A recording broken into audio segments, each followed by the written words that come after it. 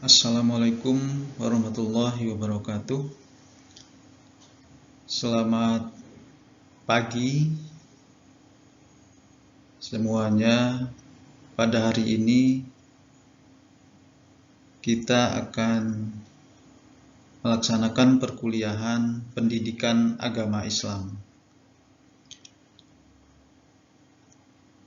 Pendidikan agama Islam pada semester kedua ini akan diampu oleh tim teaching. Pertemuan ke-1 sampai ke-8 oleh saya sendiri. Pertemuan selanjutnya itu oleh Bu Meliana.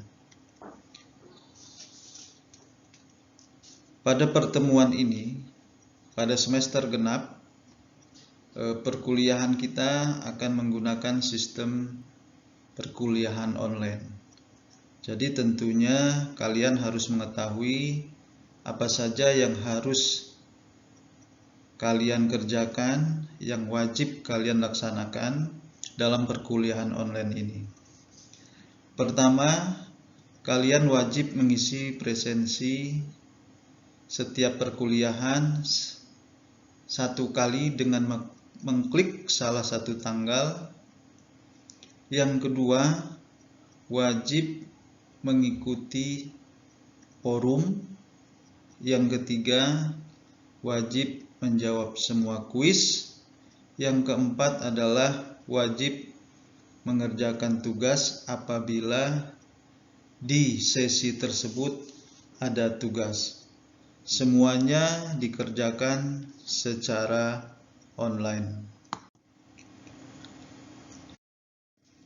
Pada pertemuan pertama ini kita akan membahas tentang agama Islam.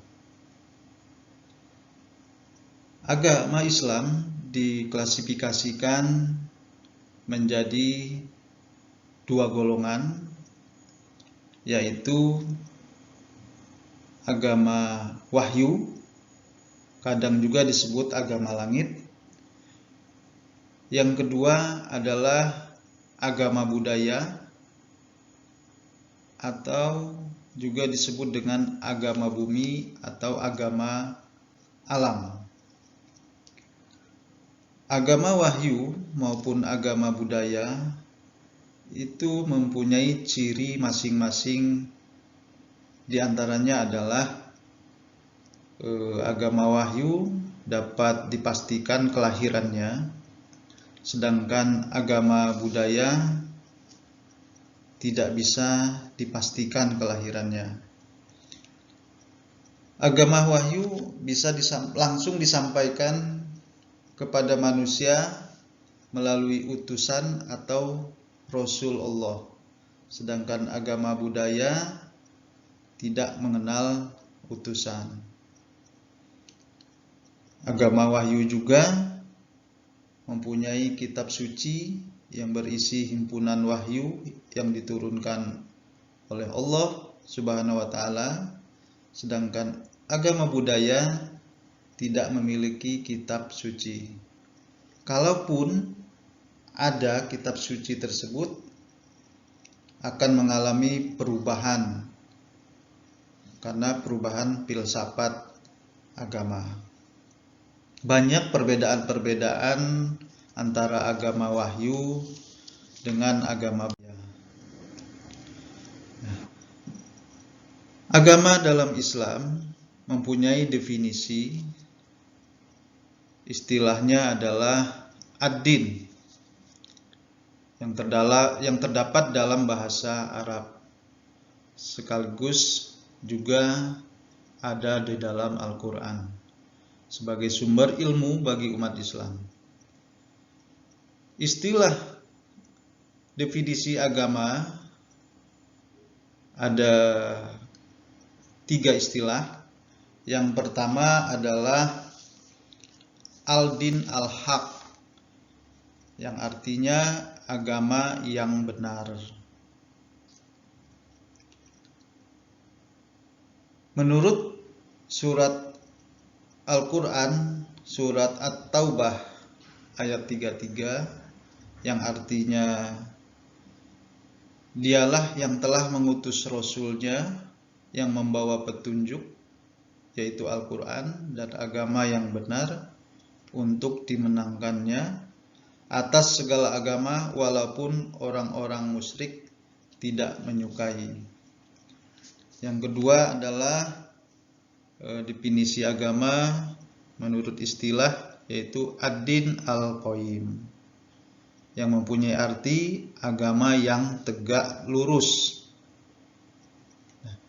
Menurut firman Allah dalam Quran Yusuf ayat 40, kamu tidak menyembah yang selain Allah kecuali hanya menyembah nama-nama yang kamu dan nenek moyangmu membuat-buatnya.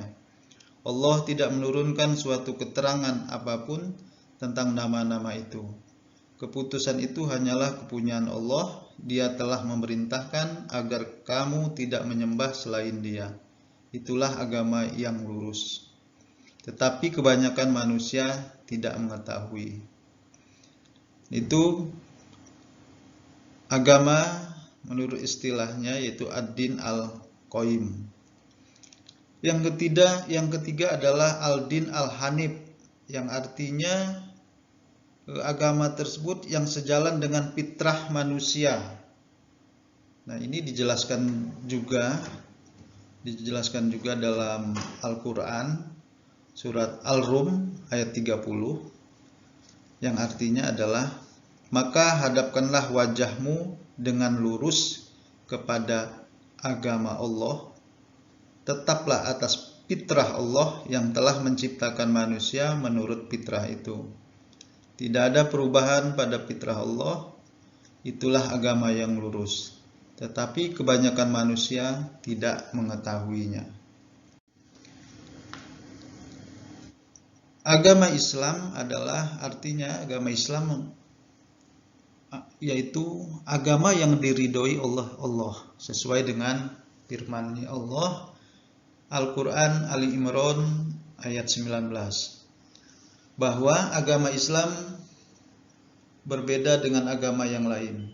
Nama Islam sesuai dengan hakikat Islam itu sendiri artinya berserah diri secara totalitas dalam wujud ketaatan kepada Allah Subhanahu wa Ta'ala.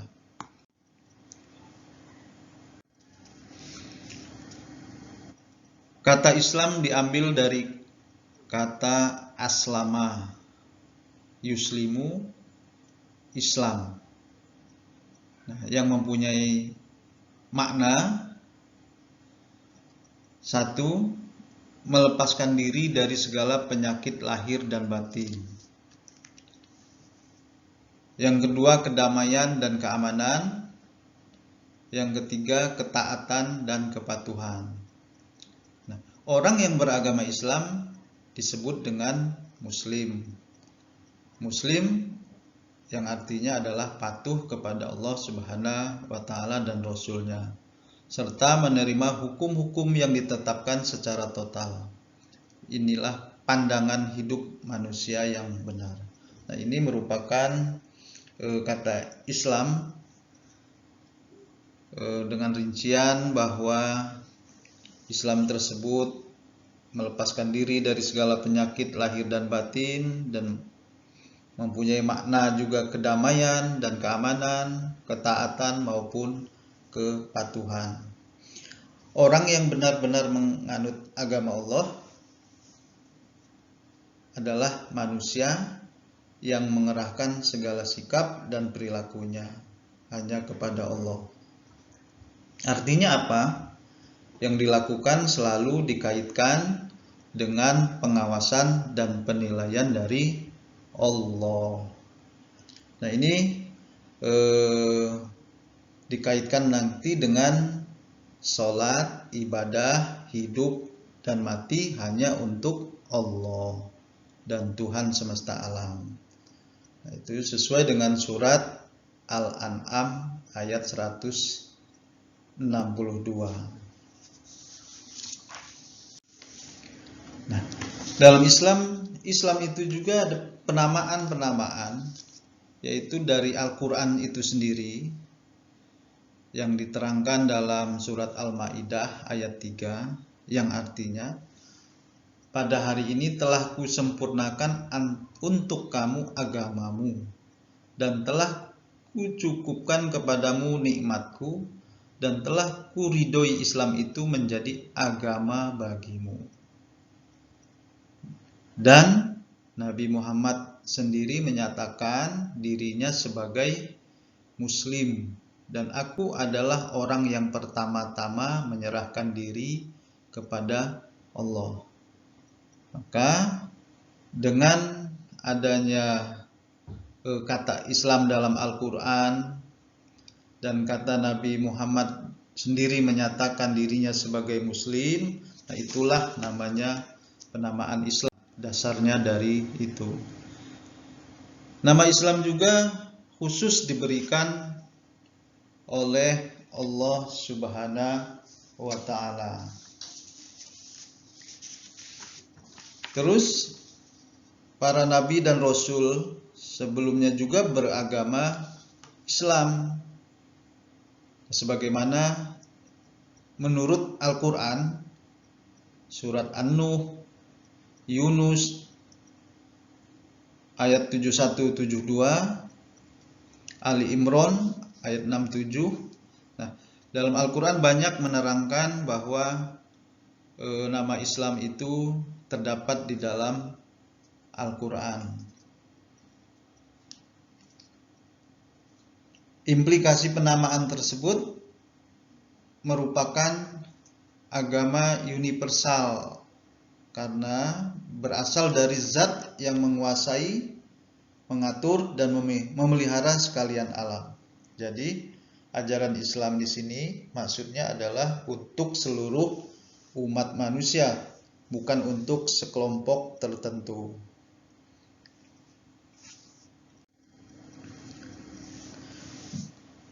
Islam itu sendiri menurut bahasa berasal dari kata aslama, aslamu, islaman, yang artinya selamat, masuk Islam atau masuk ke dalam keselamatan. Jadi Islam merupakan agama Allah yang disampaikan kepada Nabi Muhammad yang berisi hukum-hukum yang mengatur hubungan segitiga. Maksudnya hubungan segitiga itu adalah hubungan antara manusia dengan Allah, hubungan manusia dengan manusia, yaitu hablum minan nas. Sedangkan hubungan antara manusia dengan Allah disebut hablum minallah. Terus yang ketiga adalah hubungan manusia dengan lingkungan alam semesta.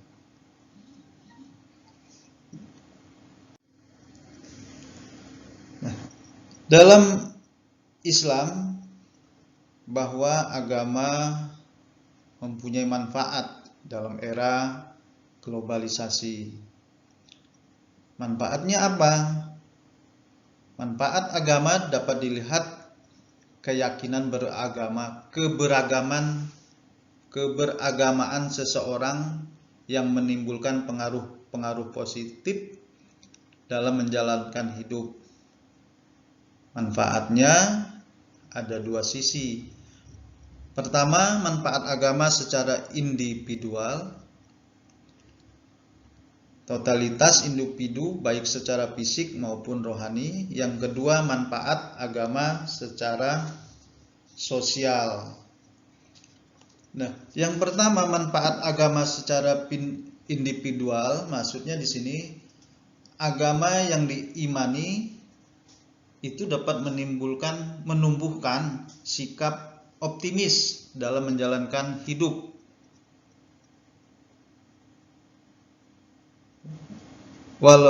Dan juga agama yang diimani akan menimbulkan ketentraman hati.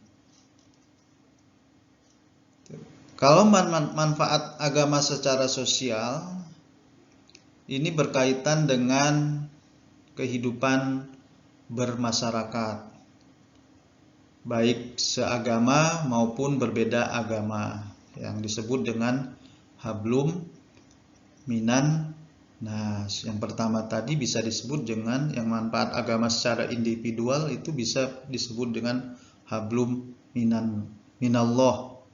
Karena ini berhubungan dengan rohani, fisik dan rohani. Itu manfaat agama dalam era globalisasi. Nah, agama juga di sini hakikat agama bagi manusia itu sangat berpengaruh. Karena apa? Karena agama merupakan kebutuhan dasar bagi setiap manusia dan juga bagi kehidupan manusia. Agama dibutuhkan oleh manusia sebagai sandaran vertikal pada saat manusia terkena musibah atau yang memberatkan menimpa dirinya. Tanpa agama manusia akan tersesat dalam kehidupan di dunia maupun di akhirat. Itu hakikat agama bagi manusia, sehingga manusia itu membutuhkan agama. Tanpa agama manusia akan mengalami kehidupan yang tidak menentu karena tidak ada rambu-rambu untuk mengatur kehidupan manusia. Sehingga di sini Islam bisa dikatakan sebagai pedoman hidup. Kenapa Islam sebagai pedoman hidup?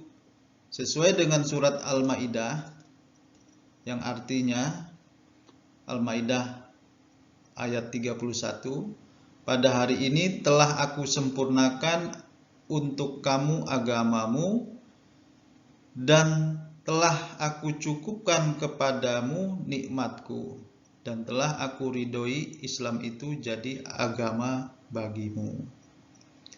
Nah, Allah telah menurunkan kitab suci Al-Quran sebagai pedoman hidup manusia, maka Islam sebagai pedoman hidup. Jadi Al-Quran itu adalah sebagai pedoman hidup manusia. Nah, di dalam Al-Quran itu sendiri mengatur segala sesuatunya. Bagaimana kita bermasyarakat, bagaimana kita menghargai sesama manusia, bagaimana kita beribadah dan lain sebagainya. Nah, itu tentang materi perkuliahan pertama yang dapat saya sampaikan. Kalaupun semua ada yang ditanyakan, perlu didiskusikan, silahkan kita buka forum diskusi. Terima kasih. Wassalamualaikum warahmatullahi wabarakatuh.